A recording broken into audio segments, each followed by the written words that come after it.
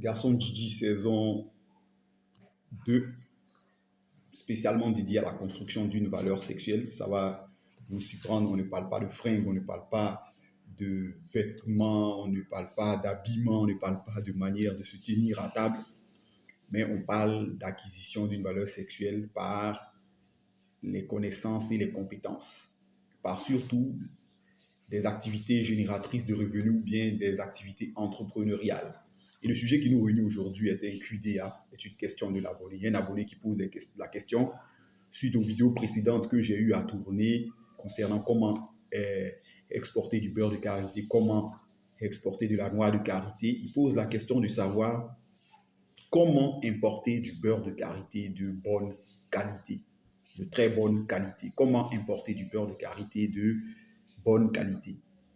Et avant de mettre le plat dans le pied, avant de vous servir le plat, je sais que vous avez vos fourchettes et vos cuillères déjà prêtes, je vais vous parler de notre partenaire Wise. Wise est une banque électronique, une banque en ligne qui vous permet de recevoir des paiements, tout comme d'en envoyer à vos fournisseurs.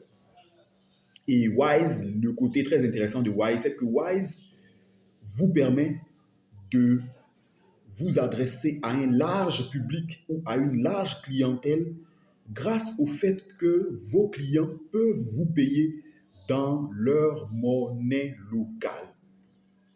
Et il y a jusqu'à 40 monnaies, j'ai déjà cité, j'ai dit 40 monnaies d'envergure nationale comme internationale, c'est-à-dire des monnaies les plus cotées, les plus en vue, les plus échangées aux monnaies nationales. Et Wise vous permet de rapatrier les fonds obtenus dans les monnaies nationales avec lesquelles vos acheteurs ou bien vos clients vous ont payé en la devise qui vous plaît, tout comme de maintenir ces avoirs-là dans ces monnaies nationales-là pour plus tard peut-être les réutiliser lors de vos achats. Et cerise sur le gâteau, avec mon lien d'invitation, mon lien, ma code, pour ne pas dire mon code promo, mon lien d'invitation, vous bénéficiez d'un envoi à 0% de taux de frais quand vous expédiez, quand vous envoyez vers un de vos fournisseurs, ou bien quand vous achetez une marchandise aussi vers un autre fournisseur dans une autre monnaie, un taux de 0% de frais pour toute somme équivalent ou inférieur à 500, j'avais dit 500 unités monétaires. Ça peut être du livre sterling, ça peut être de la livre sterling, ça peut être de l'euro, ça peut être du dollar, ça peut être du zloty polonais, ça peut être du lev bulgare, du florin hongrois, du dirham des Émirats Arabes Unis, ça peut être du yen, de l'euro, ça peut être du yen, du yuan, du won coréen. En tout cas, dans une infinité de monnaies, faites-vous payer. Ne ratez aucun consommateur situé dans ces pays-là et utilisant ces monnaies-là. Donc, utilisez ma code, pour ne pas dire mon lien d'invitation pour bénéficier de 0 frais d'envoi dans ces monnaies-là quand vous en utilisez 500 unités. Et donc, comment faire pour importer du beurre de karité de bonne qualité? Je vais revenir à mes notes parce qu'il y avait un élément que j'avais eu à noter pour vous. Pour importer du beurre de karité de bonne qualité, il faudrait avoir en tête quand vous allez acheter ou bien quand vous demandez qu'on vous envoie les échantillons parce que vous êtes dans l'impossibilité de vous déplacer, il faudrait que ce beurre de karité-là, quand vous le soumettez à l'analyse ou bien quand on présente, il faudrait que ce beurre de karité ait une faible teneur en acide gras. Et j'ai dit la proportion d'acide gras dans votre beurre de karité que vous voulez importer doit être inférieure à 1%. Ensuite, une faible teneur en peroxyde d'azote ou en peroxyde de carbone. La proportion de peroxyde de carbone doit être inférieure à 2 milli-équivalents par kilogramme. Pour troisième critère de base, le taux d'impureté doit être inférieur à 0,2%. Et également, il doit avoir un faible taux de moisissure équivalent à moins de 0,2%. Alors, les taux d'impureté et la moisissure. Bien évidemment, certains vont dire, pour ceux qui ont l'habitude de boire du beurre de karité, certains vont dire que le beurre de karité est quelque chose d'huileux, bien évidemment. Et étant donné que c'est quelque chose d'huileux ne peut pas être moisi. Eh bien, ce n'est pas parce que la chose est huileuse que ça n'est pas, ou bien que ce n'est pas moisi. Parce que le beurre de karité s'obtient par décantation. Après avoir vous expliqué que le beurre de karité subit 22 processus de transformation avant qu'on obtienne 1 kg de beurre de karité, le beurre de karité s'obtient par décantation. Et l'élément utilisé le plus pour la décantation du beurre de karité, c'est l'eau. Étant donné que c'est de l'eau, on utilise ce principe de décantation parce que l'eau et l'huile ne se mélangent pas. Donc, la pâte, le beurre baratté des noix de karité, avec le temps, au fil des heures, va faire ressortir l'huile ou va faire sortir un extrait ou un extra, comme on l'appelle, un extra qui est tout blanc. Mais n'oublions pas qu'en raclant à la surface pour retirer l'huile, on prend également de l'eau. Parce que c'est un deuxième processus avec l'utilisation du soleil. Quand c'est pour produire le beurre de karité brut avec le soleil, que la masse huileuse va se solidifier ou va commencer à se solidifier pour donner le beurre de karité que nous connaissons, c'est-à-dire la substance gélatineuse que nous connaissons, qu'on appelle beurre de karité. Et donc, si ça vient de l'eau, dans tous les cas, on ne peut pas faire des omelettes sans casser les œufs. Il y a forcément de l'eau à l'intérieur du beurre de karité. Et du fait du contact avec le soleil, vous allez voir de petits éléments de fermentation s'ajouter là-dessus. Avec encore le temps, puisque ça sera emballé ou bien ça sera déposé dans des paniers en osier ou bien dans des sachets, parce que de plus en plus le plastique est utilisé. Puisque ça sera déposé sur du plastique ou dans du plastique, les conditions de fermentation, c'est-à-dire les conditions de pasteurisation, vont s'accentuer. Voilà pourquoi on dit que votre beurre de karité doit être d'une teneur, doit avoir un taux de moisissure inférieur à 0,2%. Et également l'impureté. L'impureté vient du fait que le beurre de karité subit près de 22 process de transformation avant qu'on ne l'obtienne. On l'obtient également en le barattant, c'est-à-dire en utilisant, pour ceux qui sont les Africains, ils vont utiliser le terme, aujourd'hui, laisser l'Afrique dominer, on utilise du bois de placali ou du bois de kabato.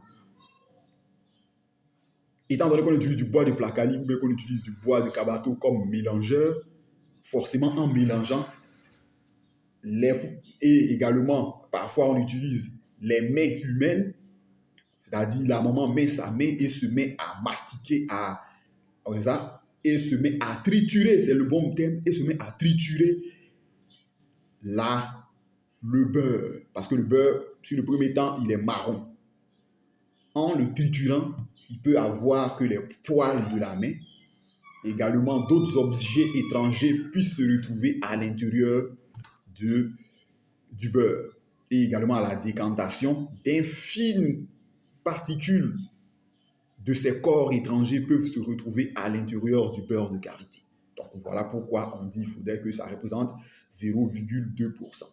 Également pour importer donc du beurre de karité, parce que les données que je vous ai données sont là, sans vouloir faire une chasse aux sorcières, il faudrait que le beurre de karité que vous voulez importer, parce qu'ici on est dans un domaine professionnel, que ce beurre de karité-là puisse avoir un certificat sanitaire.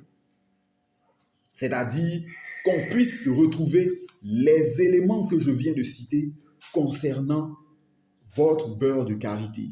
Parce que votre achat va se faire en connaissance de cause. C'est parce que ce beurre de karité a tel taux d'impurité, contient X, Y, Z, que nous allons vous le vendre à tel nombre de francs CFA, mais que vous pourriez l'acheter à tel nombre de francs CFA. C'est avec tous ces éléments-là, donc, que vous pourriez importer un beurre de karité dont vous êtes sûr de la répartition des propriétés physiques et chimiques, mais également dont vous êtes sûr de l'origine. Donc également, il faudrait avoir le certificat d'origine de ce beurre de karité. Parce que généralement, on le voit dans les commerces traditionnels, on dit par exemple, ça c'est du riz bété, ça c'est de l'igname baoulé, ou bien ça c'est de l'igname yaware. Quand on dit ça, ce sont des origines. Les Européens, dans l'Union européenne, ont créé ce qu'on appelle les AOC, c'est-à-dire les appellations d'origine. Pourquoi? C'est très important parce que dans une appellation d'origine, du riz bété ne peut pas être vendu comme par exemple du riz de bas-fond chinois. C'est-à-dire du riz planté sur terre sèche ne peut pas être vendu comme du riz de bas-fond, ceci, cela. C'est vrai que la cherté de la vie et également la ruse commerciale des vendeurs amène parfois à ne pas faire le distinguo pour dire du riz, c'est du riz, mais il y a des appellations d'origine qui sont très importantes. Donc, les beurres de qualité, selon leur provenance, ont une cote sur le marché. Et je vous avais déjà dit qu'il existe naturellement, même le Seigneur Dieu a fait qu'il existe deux variétés de beurre de qualité, ou bien deux variétés d'espèces de bois de caïcédra qui aident à produire le beurre de qualité. On a le Vitellaria paradoxa qui pousse en Afrique de l'Ouest et on a le Vitellaria nilotica qui pousse en Afrique de l'Est. Et je vous ai dit que le Vitellaria paradoxa qui pousse en Afrique de l'Ouest est le plus demandé sur le marché étant donné sa faible teneur. Parce que les données que je vous donne ici, c'est par rapport à du Vitellaria. C'est-à-dire c'est par rapport à du beurre de karité expédié ou bien exporté à partir de la Côte d'Ivoire. Donc, les analyses que je vous donne là sont des analyses ivoiriennes. Mais également, on peut retrouver les mêmes propriétés physiques dans un beurre de karité qui a été produit au Burkina, au Mali, en Guinée, en Sierra Leone, ceci, cela, et par là, ceci, vous parlez comme un gars. Donc, les éléments, il faut utiliser également du beurre de karité issu du Vitellaria, étant donné que le Vitellaria, je vous ai déjà expliqué les propriétés du beurre de karité issu du Vitellaria paradoxa. Il est tendre, il est facile à mélanger et il est riche en vitamine A et il contient moins d'huile, moins de matière grasse. Tous ces éléments-là doivent figurer sur le certificat d'origine. Alors, beaucoup vont me demander où je peux avoir le certificat d'origine. Vous pouvez avoir le certificat d'origine auprès, premièrement, de votre vendeur.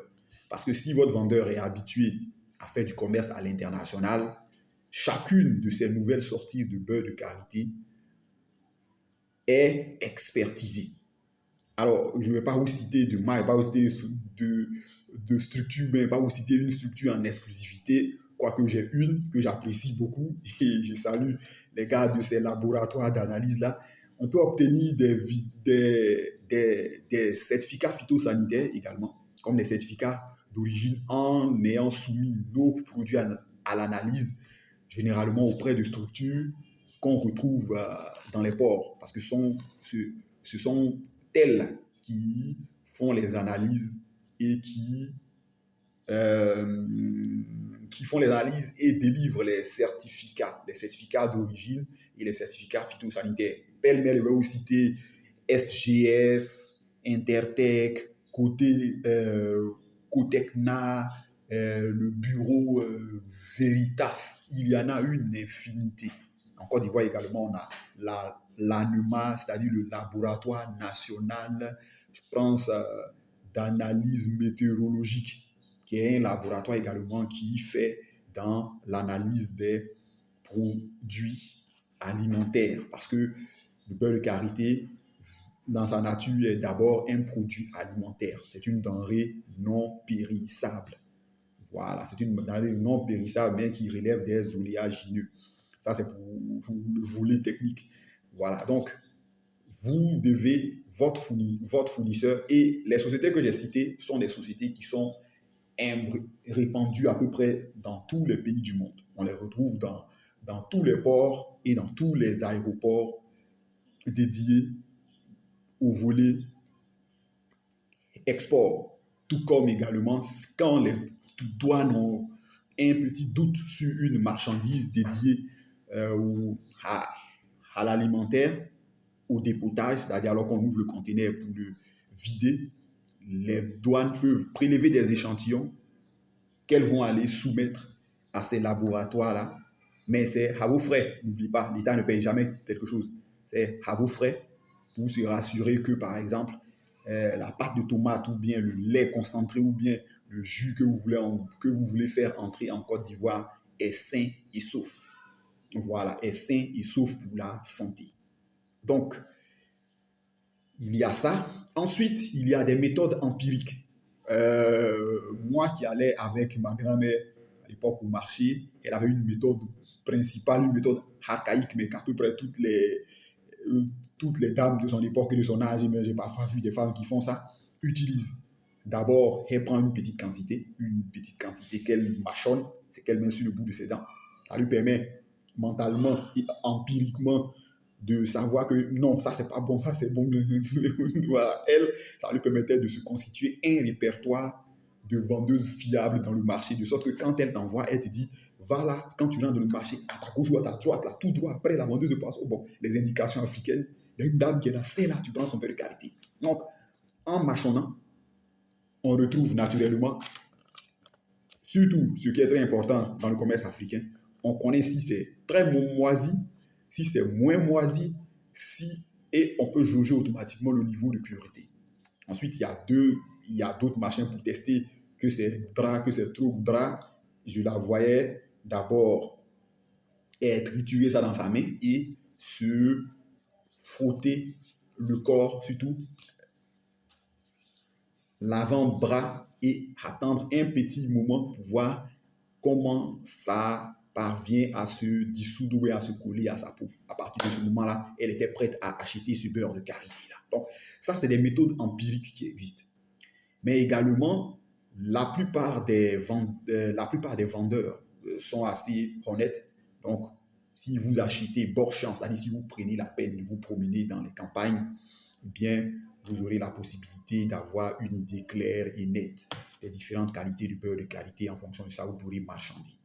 Ce qui implique implicitement et explicitement qu'en tant qu'entrepreneur, c'est vrai, certains vont dire non, moi je ne peux plus traîner en brousse.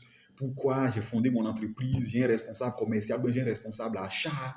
Celui-ci parle 50 langues locales et moi encore le boss, moi je vais devoir aller en rase campagne pour essayer de rassembler du beurre de qualité. En tant que créateur de votre business, vous devez être sur le terrain, même si vous ne pouvez pas être tout le temps. Quand on voit parfois, il y a des gens qui disent j'ai été à Dubaï, j'ai été à Hong Kong, j'ai été à Shanghai, j'ai été à New Delhi, j'ai été à New York, j'ai été à Paris pour aller prendre telle marchandise. C'est parce que dans le commerce, la présence physique résout 99% des blocages ou des problèmes qui puissent exister. C'est-à-dire, le vendeur ne va pas se dire que c'est parce que le boss même de l'entreprise est là que je vais vendre. Parfois même la présence du boss tue toutes les velléités d'augmentation, ou pour parler un français ivoirien, de marmaillage de la société dans son achat. Je me rappelle bien, je vais vous faire une anecdote il y a quelques années de cela. Mon cousin et moi, avec son ami, on avait monté une petite affaire pour acheter du caoutchouc Borchamp. Alors, moi, à la base, moi, je n'étais pas dans le business. Moi, j'étais juste de passage. Et mon cousin m'a parlé de l'affaire. Il dit, ah, voilà, mon gars, là, il est dans le même but. Si tu as des sous-sous que tu veux, en tout cas, il peut te faire de bonnes affaires. Donc, on a échangé. Sur le départ, je n'avais pas de montant.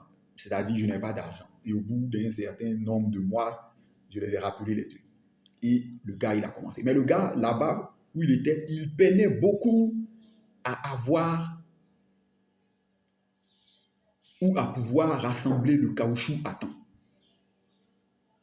Jusqu'à ce qu'un jour, je dis, bon, je vais t'accompagner pour voir un peu les difficultés que notre business connaît et voir quelles sont les solutions qu'on peut apporter pour résoudre cela. Alors, c'est alors que nous arrivons d'un petit village, je ne dirai pas le nom. Alors, il faut savoir que dans l'Afrique profonde, les présentations sont profondes. Surtout, je vais dire ça comme ça, je ne sais pas si ça existe, j'ai parfois vu ça dans d'autres groupes ethniques, mais dans mon groupe ethnique, quand on te présente, on dit ton nom, on dit ta filiation, c'est-à-dire on dit qui est ton père, qui est ta mère, le village de ta mère.